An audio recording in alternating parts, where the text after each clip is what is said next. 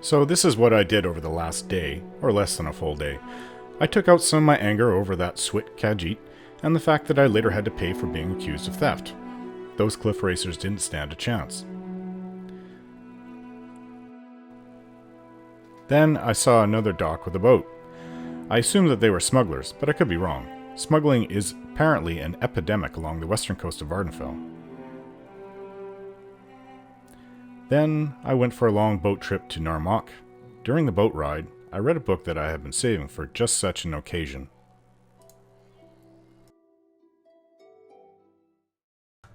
Chance's Folly by Zilmok Gulge. By the time she was 16, Minerva, Ilios, had been an unwelcome guest in every shop and manor in Balmora. Sometimes she would take everything of value within, other times it was enough to experience the pure pleasure of finding a way past the locks and traps. In either situation, she would leave a pair of dice in a prominent location as her calling card to let the owners know who had burgled them. The mysterious ghost became known to the locals as Chance. A typical conversation in Balmora at this time: "My dear, whatever happened to that marvelous necklace of yours?" "My dear, it was taken by Chance." The only time when Chance disliked her hobby was when she miscalculated and she came upon an owner or a guard. So far, she had never been caught, or even seen, but dozens of times she had uncomfortably close encounters. There came a day when she felt it was time to expand her reach. She considered going to Vivek or Gnisis, but one night at the Eight Plates, she heard a tale of the Heron ancestral tomb, an ancient tomb filled with traps and possessing hundreds of years of Heron family treasures. The idea of breaking the spell of the Heron tomb and gaining the fortune within appealed to Chance, but facing the Guardians was outside of her experience. While she was considering her options, she saw Ulster Moresby sitting at a table nearby, by himself as usual. He was a huge brute of a Breton who had a reputation as a gentle eccentric, a great warrior who had gone mad and paid more attention to the voices in his head than to the world around him. If she must have a partner in this enterprise, Chance decided, this man would be perfect. He would not demand or understand the concept of getting an equal share of the booty. If worse came to worse, he would not be missed if the inhabitants of the Heron tomb were too much for him, or if Chance found his company tiresome and elected to leave him behind. "Ulster, I don't think we've ever met, but my name is Minerva," she said, approaching the table. "I'm fancying a trip to the Heron ancestral tomb. If you think you can handle the monsters, I could take care of unlocking doors and popping traps. What do you think?" The Breton took a moment to reply, as if considering the counsel of the voices in his head. Finally he nodded his head in the affirmative, mumbling, "Yes, yes, yes, prop a rock, hot steel, chitin walls beyond doors, 53, 2 months and back." "Splendid," said Chance, not the least put off by his rambling. "We'll leave early tomorrow." When Chance met Ulster the next morning, he was wearing chitin armor and had armed himself with an unusual blade that glowed faintly of enchantment. As they began their trek, she tried to engage him in conversation, but his responses were so nonsensical that she quickly abandoned the attempts.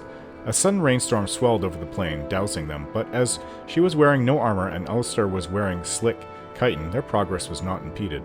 Into the dark recesses of the Heron tomb they delved. Her instincts had been correct. They made very good partners. She recognized the ancient snap-wire traps, deadfalls, and brittlebacks before they were triggered and cracked all manners of lock. Simple tumbler, combination, twisted hasp, double catch, varieties from antiquity with no modern names, rusted heaps that would have been dangerous to open even if one possessed the actual key.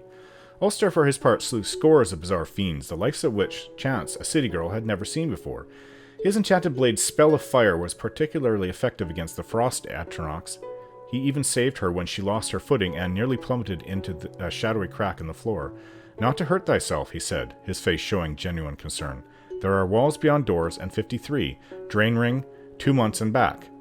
Prop a rock. Come, Mother Chance." Chance had not been listening to much of Ulster's babbling, but when he said Chance, she was startled. She had introduced herself to him as Minerva. Could it be that the peasants were right, and that when madmen spoke, they were talking to the Daedra Prince Sheogorath, who gave them advice and information beyond their ken? Or was it rather more sensibly that Ulster was merely repeating what he heard tell of in Balmora, where in recent years Chance had become synonymous with lockpicking? As the two continued on, Chance thought of Ulster's mumblings. He said chitin when they met, as if it had just occurred to him, and the chitin armor that he wore had proven useful. Likewise, hot steel. What could walls beyond doors mean? Or 2 months and back? What numbered 53? The notion that Ulster possessed secret knowledge about her and the tomb they were in began to unnerve Chance. She made up her mind then to abandon her companion once the treasure had been found. He had cut through the living and undead guardians of the dungeon. If she merely left by the path they had entered, she would be safe without a defender. One phrase, he said, made perfect sense to her: drain ring. At one of the manors in Balmora, she had picked up a ring purely because she thought it was pretty. It was not until later that she discovered that it could be used to sap other people's vitality.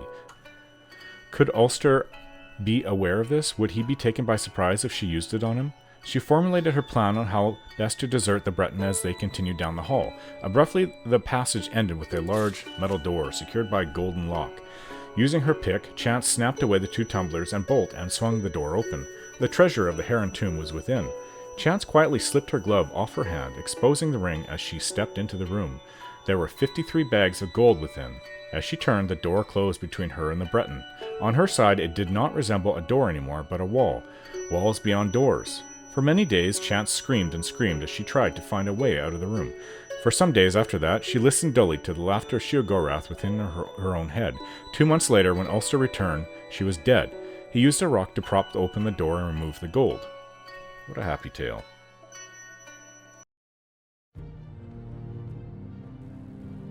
Then I ended up in Narmok, but it was early in the morning. The boat ride had taken all night. I found the Altmer named Cariarel, who, just like the Khajiit in the last swamp hole, refused to acknowledge that he had what I came looking for. So without taunting him or attempting another of my famous pickpocketing, I went to search for his home. I had to ask around town to see if anyone knew about where he lived. I got my answer. I was looking for a limeware bowl. Being Altmer, I didn't think he had it stuffed under his shirt, but if he was a Bosmer... Anyhow, I managed to break into his home again. And again, not without being seen. But I found the bowl inside, and went outside and paid the guard for the trouble I had caused. I really need to work on my sneak skills. They are abysmal right now, and the medium armor doesn't help either.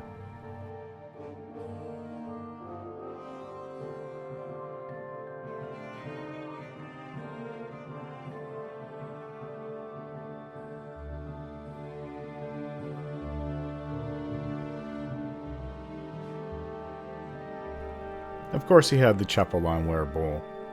What else is new? Everybody's lying to my face and actually has it secretly stashed away in their chest somewhere in their home.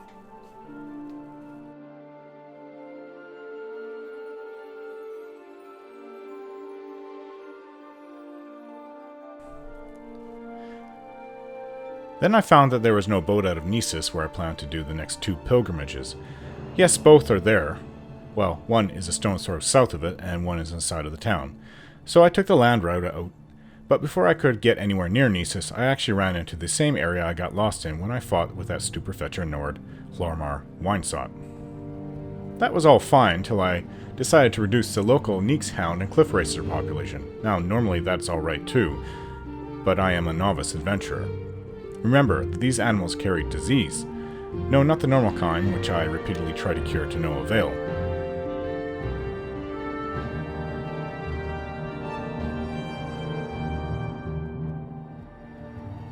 It was the blighted kind, and I couldn't get rid of it.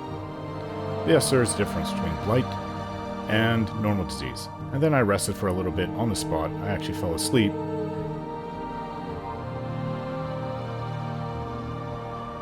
This blight sapped my strength and left me too weak to move in my armor. So I had to take off my tunic, helm, greaves, and leave them, while I cast OMCV teleportation, which took me to the nearest temple to be cured.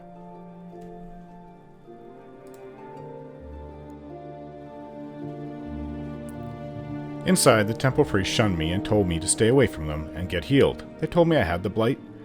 Well, the blight actually comes from Red Mountain, but that was a terrible way of greeting the sick. One priest offered to teach me the spell to cure the blight, but it was over 1,000 gold. Then I turned to the shrine and prayed to the saint for a cure. It was Saint Ohms, I believe. Thankfully, for a 5 gold donation, I was cured. Then I found that I was in Ald Ruin, the home of the great House Redoran. I didn't get a chance to explore the city, and instead walked back to where I had left my bone mold armor. I'd sooner die than leave my adamantium armor, if I thought I couldn't get it back. But the bone mold armor was replaceable if need be. Then I found it, and am ready to head north to Gnisis, where I can finally do the next 2 pilgrimages. Okay, so now that we're all caught up, one other thing to note is, when I was close to Aldrun and returning back this way, I noticed in a northern mount where creatures that I was hunting were blighted.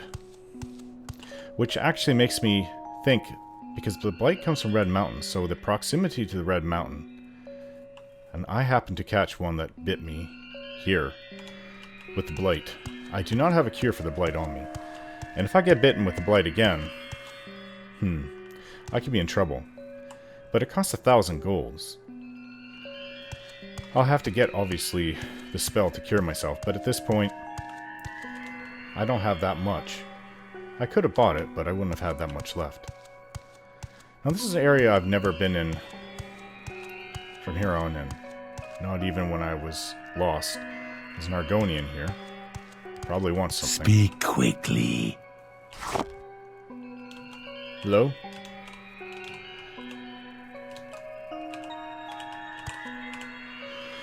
Greetings, traveler. Rasha wishes you well and thinks you maybe can help him with some pressing business. Of course, they want something. What pressing business? Yes, most pressing. I have, you see, a shipment of clothing. Fine clothing it is, to get to Aldrun, but I fear other business draws me away. Perhaps I think you and I might come to an arrangement, yes? If you would deliver Rasha's shirts, these fine, fine shirts, to Bevel Teneran, the clothier in Aldrun, she will pay you for your services, and a generous woman she is. I would ask that you swear an oath to Zenithar to seal our arrangement, though. Yes, what do you think of my offer?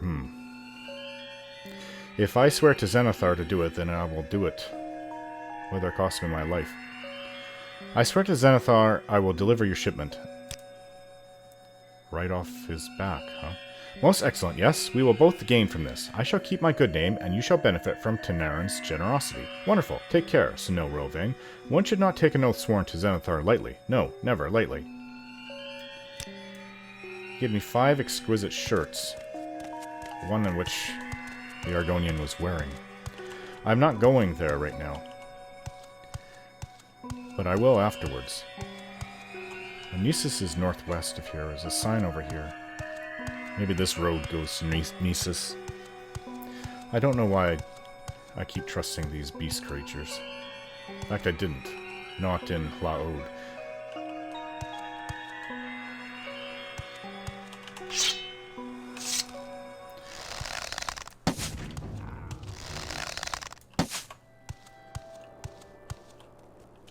Oops.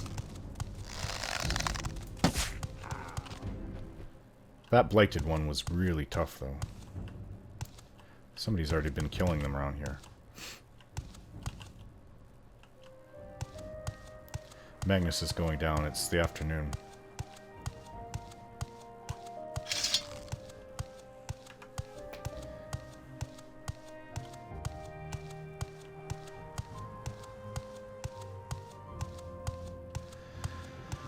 What can it hurt if I take 5 shirts and just deliver them?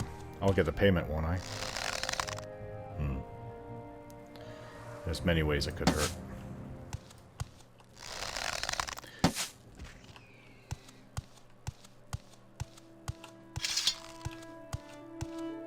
Cliff racers to my left. Well, I assume this leads there.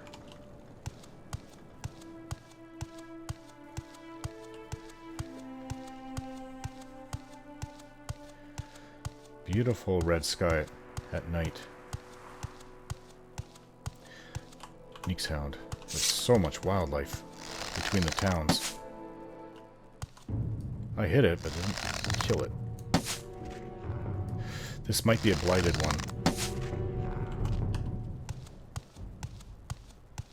They take their blight disease and they spread it to ugh. They spread it to others in their population. Or anybody else that they attack.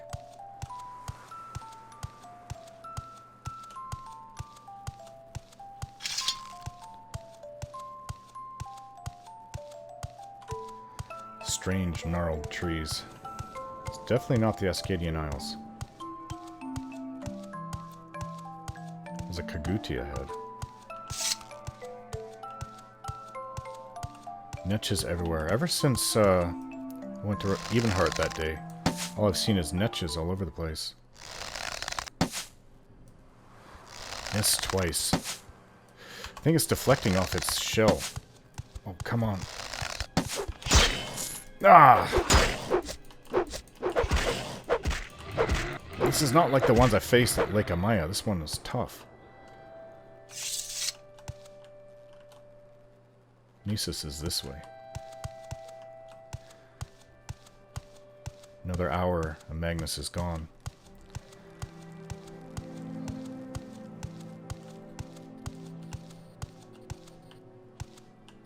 Cool. Where is Cool? Cool and...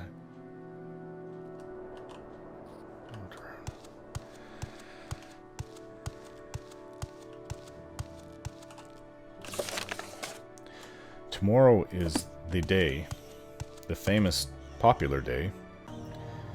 It's Tails and Talos, third of the Hearthfire, which is, today is the second. Now, if I remember correctly, it can be explained as, no other holiday divides the people of Tamriel like the third of the Hearthfire. A few of the oldest, more superstitious men and women do not speak all day long for fear that evil spirits of the dead will enter their bodies. Most citizens enjoy the holiday, calling it Tails and Talos, but even the most lighthearted avoid the dark streets of Tamriel cities, for everyone knows the dead do walk tonight. Only the Mages Guild completely thrives this day. It celebrates its oldest magical science, necromancy. All magical items are half-day today. Well, that may be fine in the rest of Tamriel, but in Morrowind, necromancy is worse than murder. You won't make any friends here being a necromancer. Unless you happen to find other fellow necromancers. So it said, Alvalati, Gnisis. I think this is... No, it's pointing this way. Kind of pointing in the middle. By the 9, that's irritating. I think it's pointing on this one.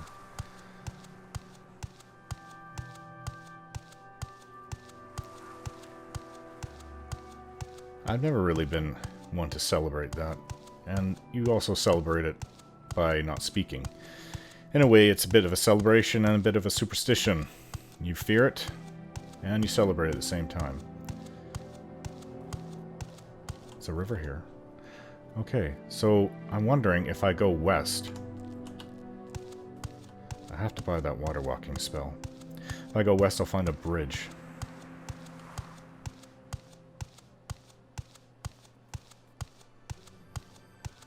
The fireflies are out already.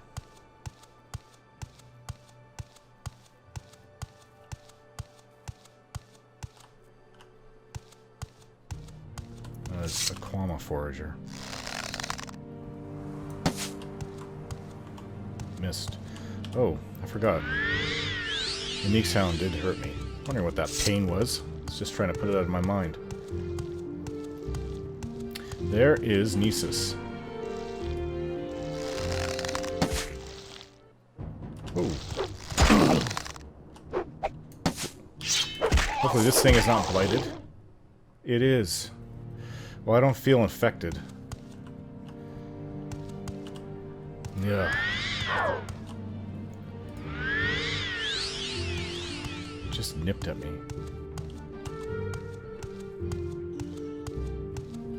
Oh, I could say I probably would have had trouble. I would have had to swim across there.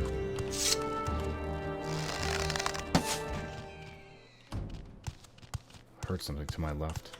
I think it's another one of these scribs. All over Vardenfell.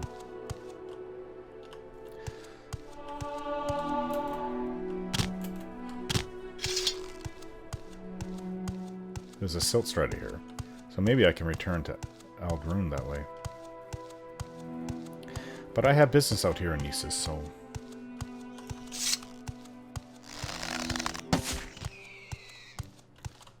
Oh. Ah. The fetchers not think of putting a bridge across?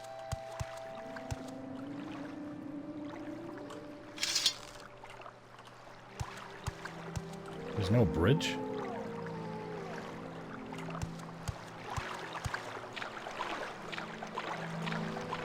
What are you doing here, Dummer? Hanabe stole my pants. Your pants? I was taking a bath and Hanabe Lasami stole my pants. Maybe you could talk to him and get my pants back. What an interesting life I live. Hames... What did you say? Hanabe Lasamsi.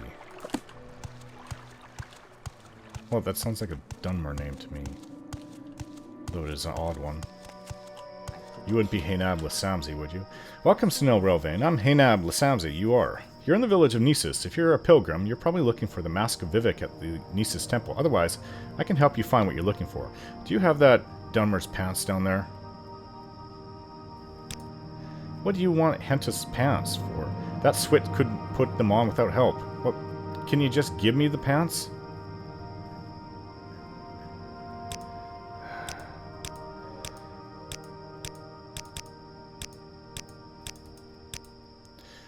Admiring you. Bribing you. Now give me the damn pants. If you want the pants back that bad, why did you just say so? Here, take them. It was a stupid joke anyways.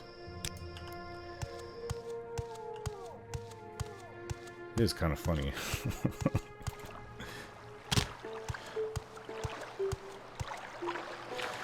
Here's your pants. You got my pants back? I wish I could stand up to Hanabe like you did.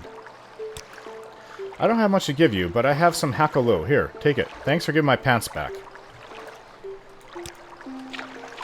Okay, you got your pants back. You're good. Where is this temple? Well, this looks like an imperial... I wouldn't say fort, it just looks like a wall. Maybe they just are defending the entrance?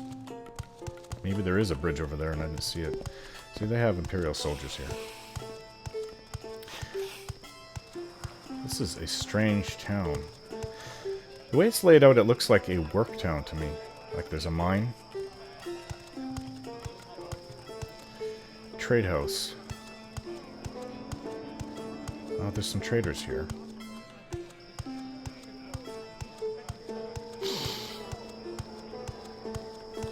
Temple. What are you doing here, Dunmer? Welcome, I'm Ashuma Nud Matlu Barab. You're in the village of Gnisis. If you're a pilgrim, you're probably here for the Mask of Vivek at the Gnisis temple. Otherwise, I can help you find what you're looking for. The Mask of Vivek, huh? Vivek's ash mask is a holy relic displayed within the shrine of the Gnisis temple. Pilgrims travel from all over Morrowind to view this sacred artifact. Do you sell... Oh, you sell some weapons? A little bit of armor? I'm not sure I need anything. No. Well, you don't buy... I don't want to sell that. Thank you. Back in the temple. I can sleep here if I wanted to. Hello. Welcome. I'm Zanmuk Salamalamus. You're in the village of Gnisis. If you're a pilgrim, you're probably looking for the Mask of Vivek. Yes, I am. Where is the Mask of Vivek? It's displayed within the shrine of Gnisis Temple. What can you tell me about Gnisis Temple? It's the only shrine in Gnisis. Pilgrims visit the temple to pray for the Mask of Vivek, a holy relic. The temple maintains a hostel for pilgrims and travelers and provides other services common at any small shrine. What do you sell? Nothing I can use. Thank you. What about spells? Heal Companion? That's very cheap. Oh. These are not, but I will have to get them if I ever get drained magically. Realm's Cure. I have that, do I not? Saren's Gift. Blood Gift. Reflect. First Barrier. I really wish I had thousands of gold. I would just buy up everything. But I can heal somebody else now. And that's a start. Where is the Ash Mask? What's that? Quama Egg. I don't think the Ash Mask is up here. It's either upstairs or down. Of course, everyone raised learning the Tribunal Temple knows about the Ash Mask. And I think I just found it.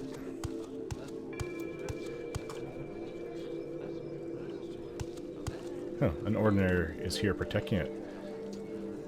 Ashen Mask of Lord Vivek, a holy relic, the Tribunal Temple left by the god as a testament to his charity. Interesting. That looks like it's very brittle. Where's the shrine to it?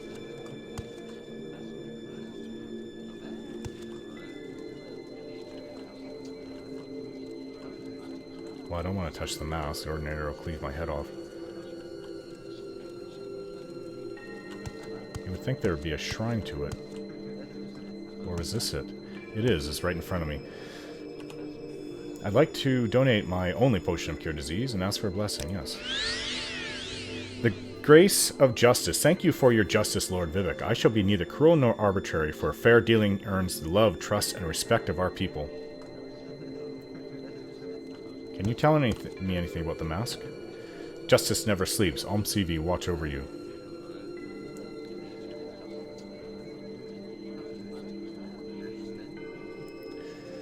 I guess not. Okay, so now that I'm here, and it is getting late, I think I will rest and see what I can purchase or sell out in the little town here. And hopefully I won't wake up to a Dark Brotherhood assassin this time.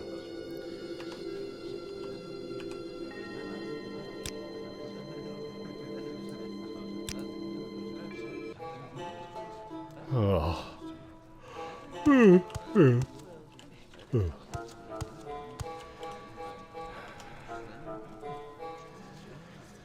Oh, I don't want to eat Drew wax. I picked that up at the Altmer's place. I took the limeware bowl from... Where was that piece of bread?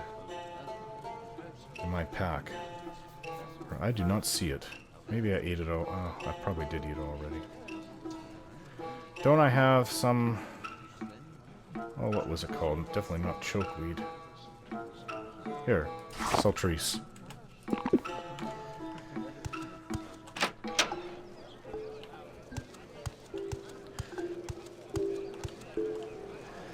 Magnus is rising.